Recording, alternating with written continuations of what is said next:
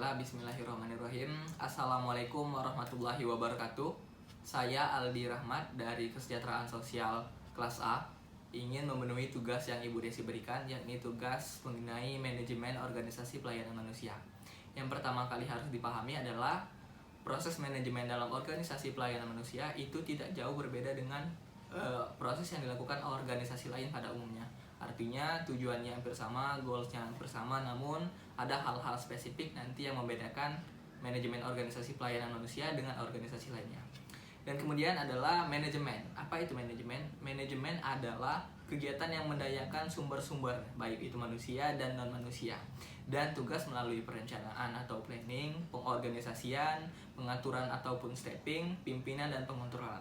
Sehingga hal-hal tadi disatukan dapat memberikan individu ataupun kelompok bekerja sama dengan baik dan dapat bekerja secara efektif untuk mencapai tujuan organisasi.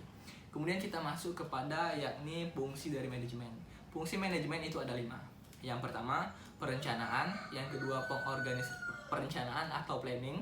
Yang kedua, pengorganisasian ataupun organizing. Yang ketiga, pengaturan staff ataupun stepping. Yang keempat itu kepemimpinan dan pengontrol. Dan yang kelima adalah pengontrolan. Yang pertama itu adalah planning ataupun perencanaan. Artinya setiap hal yang sebelum kita lakukan terjun ke masyarakat ataupun melakukan pelayanan terhadap sosial terhadap manusia, kita harus merencanakan planning agar semuanya tersusun secara rapi, efektif dan efisien. Yang kedua adalah pengorganisasian. Artinya setiap manusia itu harus diorganisasi, apa saja kerjanya, apa saja yang harus dilakukan dan bagaimana teori yang harus diterapkan nantinya, knowledge, skill dan common service seperti itu. Kemudian adalah pengaturan staff, stepping. Tidak jauh berbeda dengan pengorganisasian, kepemimpinan. Kepemimpinan itu fungsi penting daripada seorang pemimpin. Artinya pemimpin harus mampu untuk mengendalikan ataupun mengatur roda organisasi agar manajemen pelayanan organisasi pelayanan manusia itu bisa berjalan dengan baik. Yang terakhir adalah pengontrolan. Setelah dilakukan perencanaan, pengaturan stepping, pengaturan langsung terjun ke masyarakat, didampingi dengan pemimpin, kita harus mengontrol apa yang telah kita lakukan tadi. Artinya hal-hal tersebut saling berkaitan dan harus step by step seperti itu. Kemudian konsep manajemen dalam prakteknya sering dihubungkan dengan yang pertama adalah science dan art. Artinya perpaduan antara ilmu pengetahuan dan science, yakni art. Yang kedua adalah mencapai tujuan melalui orang lain ataupun teamwork. Misalkan saya ini suatu pemimpin daripada organisasi, saya ingin membagikan surat kepada organisasi lain, tentunya saya membutuhkan orang lain, membutuhkan bidang humas, membantu saya dan sebagainya. Hal tersebut dapat mempermudah pekerjaan saya dan juga lebih efisien. Yang ketiga adalah profesi, memberikan seseorang itu tugas masing-masing sesuai dengan kemampuan dan skill mereka. Dan proses, artinya setiap organisasi apapun itu harus menghargai yang namanya proses. Kemudian esensi manajemen itu ada esensi daripada manajemen tidak jauh perbedaannya dari fungsi tadi. Itu yang pertama adalah perencanaan keorganisasian, proses staffing, pengontrolan melalui sumber-sumber yang ada untuk mencapai tujuan organisasi. Nah, ini yang penting. Kunci sukses untuk memanajemen adalah memadukan ataupun mengkombinasi antara knowledge, skill and common service dalam satu workable framework ataupun kerangka kerja yang bisa diterapkan. Artinya kemampuan tadi untuk kita komunikasikan antara knowledge yakni pengetahuan dan skill itu kemampuan dan common sense itu akal sehat ke dalam satu kerangka kerja yang bisa kita terapkan. Artinya sebelum terjun ke masyarakat kita itu harus berencana dulu, harus stepping dulu, harus step by step apa yang kita rencanakan agar nanti waktu di masyarakat itu tidak blank semacam itu dan juga tidak rancu seperti itu. Kemudian aktivitas manajemen juga terbagi menjadi 2. Ada manajemen work, itu adalah memanajemen pekerjaan. Yang pertama perencanaan, pengorganisasian, pengendalian. Dan juga ada lagi manajemen people ataupun manajemen orang. Ini tidak kalah pentingnya dengan manajemen work, karena nanti yang mengerjakan planning dan membantu kita menyelesaikan pekerjaan adalah orang tersebut. Yang pertama kita harus lakukan adalah kepemimpinan. Artinya pemimpin di sini mempunyai peran yang sangat penting. Kemudian adalah memotivasi dan mengkomunikasikannya dengan baik. Artinya apabila kita mempunyai anggota, itu harus kita berikan motivasi. Motivasi apa itu? Goals daripada tujuan organisasi yang harus kita capai, apa yang kita dapatkan setelah kita berhasil untuk menjalankannya, apa saja profit-profit yang mampu untuk mengembangkan diri daripada pribadi tersebut. Kemudian kita harus tentunya didampingi dengan sikap leadership yang baik, kita harus mengkomunikasikannya dengan baik, seperti itu.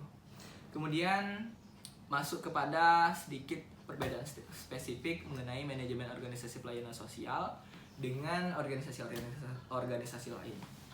Yakni, manajemen organisasi pelayanan sosial merupakan suatu kegiatan untuk mencapai tujuan-tujuan di bidang sosial dengan menggunakan sumber daya yang terdapat di lingkungan masyarakat secara efisien dan efektif.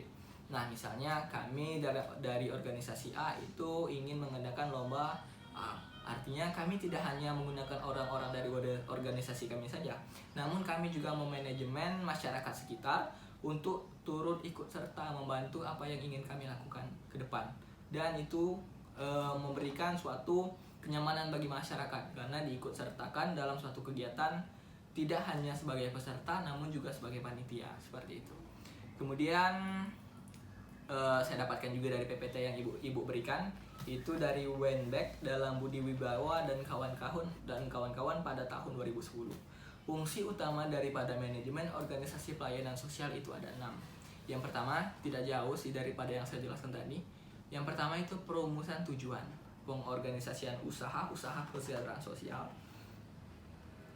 komunikasi baik vertikal maupun horizontal, formal informal, internal dan eksternal, kemudian penyediaan fasilitas, dan mencari ataupun menggali, memobilisasi dan memanfaatkan sumber potensi, dan yang terakhir adalah evaluasi kegiatan usaha kesejahteraan sosial. Artinya sebelum kita melakukan pelayanan pada kesejahteraan sosial itu kita harus merumuskan dulu apa tujuan kita untuk hal tersebut. Kemudian pengorganisasian usaha-usaha kecil untuk mensejahterakan masyarakat ataupun kesejahteraan sosial. Komunikasi yang baik, vertikal horizontal, formal internal dan sebagainya. Kemudian menyediakan fasilitas, mencari, menggali, mobilisasi dan memanfaatkan supervisi. Barulah kita evaluasi. Dan manajemen dalam setting pelayanan sosial memiliki tantangan tersendiri karena tantangan utamanya adalah tujuan utama daripada manajemen organisasi pelayanan sosial adalah bukan profit. Berbeda dengan hal-hal organisasi lain yang itu profit making. Artinya tujuan mereka adalah mencari keuntungan. Berbeda dengan kita tidak mencari keuntungan namun didasari dengan rasa kemanusiaan dan juga nanti balasannya biar Allah yang balas, seperti itu. Dan kemudian adalah dana yang terbatas. Apalagi Indonesia, banyak negara-negara besar saja ingin memperbaiki kualitas pelayanan sosial mereka, namun terbatasi dengan dana, seperti itu. Apalagi kita yang notabene masih sangat kurang dalam pelayanan sosial dan dananya masih sangat kurang. Kemudian indikator keberhasilan nih kalau kita sudah memberikan ataupun melakukan pelayanan sosial. Yang pertama adalah pernyataan misi dan status kelembagaan, sanksi masyarakat, terutama lembaga yang mengelola dana masyarakat. Jika menerima dana pemerintah, kita harus tunduk pada pemerintah dan pada peraturan tentunya, dan juga kita harus tetap berada di jalur yang benar, jangan ada no KKN. Setelah memahami apa itu proses manajemen dalam organisasi pelayanan sosial, apa fungsinya dan apa saja hal-hal yang perlu diperhatikan di dalamnya, kita beralih kepada studi kasus ataupun contoh kasus. Dalam hal ini saya bawakan adalah pelayanan sosial yang ada di Dukcapil, yang mana kita lihat itu sedikit rancu, yang mana setiap harinya banyak antrean dan banyak masyarakat yang belum mendapat KTP. Itu karena planning ataupun perencanaannya kurang matang. Dimulai daripada planningnya kurang matang, pengorganisasiannya juga tidak tepat dan tidak efektif, dan kemudian steppingnya juga tidak tepat dikarenakan banyak sekali antrean dan banyak sekali masyarakat yang tidak mendapatkan KTP. Akhirnya kasus KTP tersebut pun terkena KKN ataupun korupsi, kolusi, dan nepotisme. Kemudian adalah kepemimpinan juga harus kita komentari karena kepemimpinan termasuk ke dalam unsur utama daripada manajemen. Kepemimpinan yang kurang baik sehingga hal tersebut bisa terjadi di era apapun nantinya. Harus kepemimpinan ini dirubah mulai dari planning, organisasi, stepping, dan tentunya Harus mampu kita mempunyai pemimpin yang mampu untuk mengatur dan mengawasi roda organisasi yang ada pada pelayanan manusia tersebut. Dan yang terakhir adalah harus dikontrol. Artinya pelayanan manusia seperti itu yang mana sangat urgensi dan sangat fundamental, hal tersebut haruslah kita kontrol. Artinya tidak semata-mata dilepaskan dan menjadi kacau seperti itu. Hal tersebutlah yang membawakan saya kepada studi kasus Dukcapil yang ada di Kota Bengkulu khususnya, karena itu saya lihat secara langsung dan pernah saya rasakan sendiri. Artinya hal tersebut belum mampu untuk menerapkan teori-teori dan manajemen pelayanan organisasi dengan baik. Padahal hakikatnya Dukcapil itu dinas yang pelayanan manusia ataupun pelayanan sosial yang sangat penting dan diperlukan oleh masyarakat. Sekian, terima kasih dan Assalamualaikum warahmatullahi wabarakatuh.